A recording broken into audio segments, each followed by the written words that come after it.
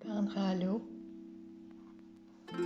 peindre d'une façon intuitive, c'est comme exprimer le flot de tes pensées, le flot des énergies qui s'écoulent de toi. Exprimer l'essence qui passe à travers ton être. Exprimer les énergies, les vibrations que ton être reçoit ou perçoit à travers tous ses sens. C'est comme une danse, comme une musique, le mouvement éternel, comme une forme de vie, comme la cause et effet, comme une connexion et relation avec toute chose.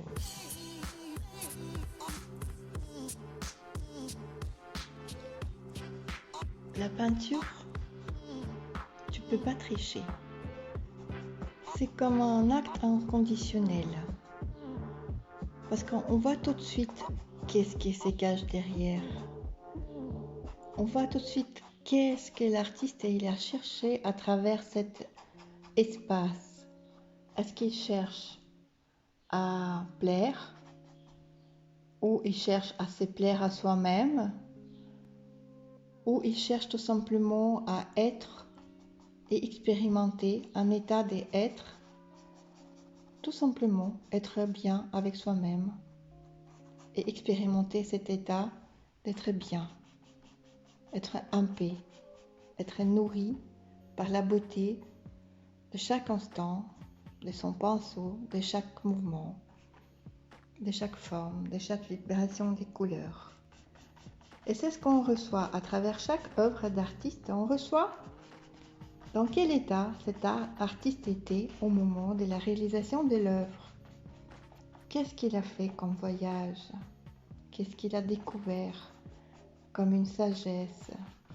On peut lire l'expérience de l'artiste à travers chaque œuvre qu'il est sur Terre. Dans la peinture, il faut expérimenter deux énergies. Une énergie, je maîtrise rien, je connais rien, je me laisse porter. Et c'est bien utiliser aussi l'énergie, je sais, je contrôle, je maîtrise et je ajuste. Et c'est seulement quand ces deux énergies-là qui dansent ensemble avec la fluidité et circulation, la peinture elle devient imprévisible, vivante, fluide, parce qu'à ce moment-là, on nous permet l'expression de liberté des deux énergies, je sais rien et je sais tout. Voilà, presque terminé. L'œuvre me dit que tu ne dois pas avoir honte de ta créativité, parce qu'il y a quelque chose un peu bizarre à l'intérieur de nous.